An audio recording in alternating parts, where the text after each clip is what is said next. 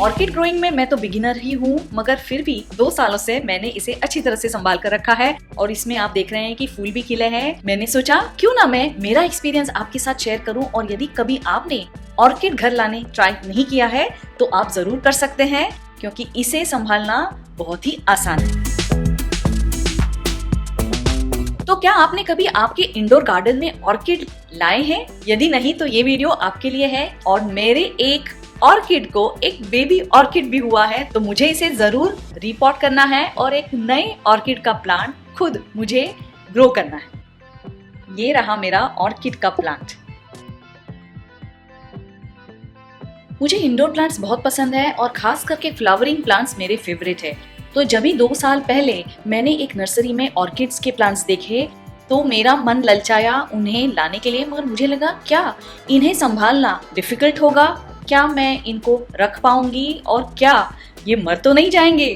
तो nursery owner ने मुझे बहुत ही रिएश्योरेंस दिया। उन्होंने कहा कि ये प्लांट्स बहुत ही अच्छी तरह से सेट किए गए हुए हैं पॉट में, और मुझे सिर्फ उन्हें घर लेकर जाना है और एडिक्वेटली वाटर करते रहना है और मुझे चिंता की कोई जरूरत नहीं। और ठीक वैसे ही हुआ, क्योंकि ये ऑर्किड के प्लांट्स मेरे पास 2 साल से भी ज्यादा है और बहुत ही अच्छी तरह से रहे हैं। और इतना ही नहीं, उसमें फूल भी खिलते हैं। मेरे चैनल पर पहले वाले वीडियो में व्हाइट ऑर्किड्स तो आपने देखे ही होंगे। नमस्ते, मैं हूँ श्वेता पुरंदरे और मेरे इस प्रोडक्ट रिव्यू चैनल में आपका बहुत बहुत स्वागत है। मैं मेरे चैनल पर लाती हूँ काफी सारी इन्फॉर्मेशन और ढेर सारे प्रोडक्ट रिव्यूज भी, जो आपको बहुत पसंद आएंगे, क्योंकि ये बहुत ही इन्फॉर्मेटिव रहते हैं, अनबायस्ड रहते हैं और एंटरटेनिंग भी रहते हैं। तो यदि आप मेरा चैनल पहली बार देख रहे हैं तो चैनल को सब्सक्राइब करना ना भूलें।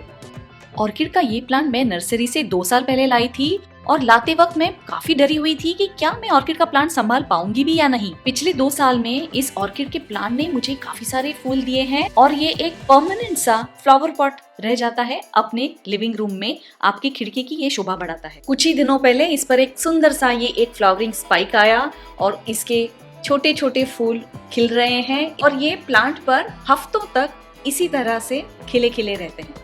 और ऑर्किड के 3 पॉट में से ये है मेरा एक ऑर्किड जो बहुत ही अच्छी तरह से ब्लूम हो रहा है। और ये ही नहीं, इस ऑर्किड प्लांट ने मुझे दिया है एक सरप्राइज, और इस ऑर्किड को हुआ है बेबी ऑर्किड।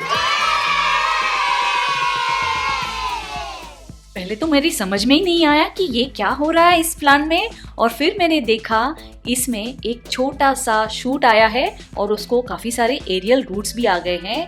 तो ये है एक बेबी ऑर्किड। ये बहुत ही बड़ा होने से पहले मुझे इसे मदर प्लांट से अलग करके एक पॉट में रीपॉट करना होगा। बेबी ऑर्किड के साथ साथ ही इस प्लांट पर कई सारी नोड से ग्रोथ हो रही है। तो ये ग्रोथ स्टेम की होने वाली है कि नए फ्लावरिंग ब्लूम्स आने वाले हैं, मुझे देखने के लिए बहुत ही उत्सुकता हो रही है। तो मैं बहुत ही एक्साइटेड हूँ और मैं सोच रही हूँ क्यों ना इस पॉट में ये जो अलग अलग प्लांट्स हैं उनको मैं रीपॉट करके इनको प्रोपगेट करूं अलग अलग पॉट्स में। मैं बहुत एक्साइटेड हूँ और इस प्लांट को ग्रो होते हुए देखने में मुझे एक अलग ही खुशी होगी, क्योंकि ये मेरे टेंडर लव एंड केयर से बड़ा होगा। ये मेरा ऑर्किड का प्लांट 2 साल पुराना है और मैं आपको दिखाती हूँ कि इसके पॉट की हालत बहुत ही बुरी हो गई है और 2 साल से मैंने इसे रिपोर्ट भी नहीं किया है। तो अब इट्स हाई टाइम कि मैं इसे कोई अच्छे से पॉट में रिपोर्ट भी कर दूं। तो ये ऑर्किड जब मैंने खरीदा था नर्सरी से तो ये कुछ इस प्रकार के इस पॉट में आया था। तो ये प्लास्टिक का एक पॉट है और आप देख रहे हैं कि इसको काफी सारे होल्स है। ये एरेटेड है क्योंकि ऑर्किड को हवा पसंद है और इसे ज्यादा पानी की जरूरत पड़ती नहीं है। ये एक सॉइललेस मीडियम में भी रह सकता है, जैसे कि बार्क हो या स्पैग्नम मॉस हो। और आप देख सकते हैं कि इसके ऊपरी सतह पर बहुत ही अच्छी एक मॉस की ग्रोथ हो रही है। तो ये बहुत ही अच्छी तरह से, ये हेल्दी तरह से ये ग्रोथ जरूर हो रहा है। मगर 2 साल में ये जो इसका मीडियम है, इसकी न्यूट्रिशनल वैल्यू तो जरूर कम हुई होगी। और रीपॉटिंग के साथ साथ ही मैं इस बेबी प्लांट को अलग से प्रोपोगेट कर सकती हूँ और इन स्टेम्स पर जो ग्रोथ आ रही है, मैं शायद इन्हें भी अलग पॉट में रखकर एक पॉट से 2 या 3 ऑर्किड के अलग अलग पॉट्स तैयार कर सकती हूँ। और ऑर्किड का ये पॉट मैंने रखा था इस प्रकार के एक आउटर कंटेनर में। इस प्रकार ये डेकोरेटिव भी दिखता है और इस आउटर कंटेनर में अगर पानी एक्सेस मात्रा में है तो पानी कलेक्ट हो सकता है, और आउटर कंटेनर और पॉट के अंदर थोड़ी गैप होने के कारण इसे एयर सर्कुलेशन भी अच्छा बना रहता है। तो शायद इसी वजह से और मेरे थोड़े से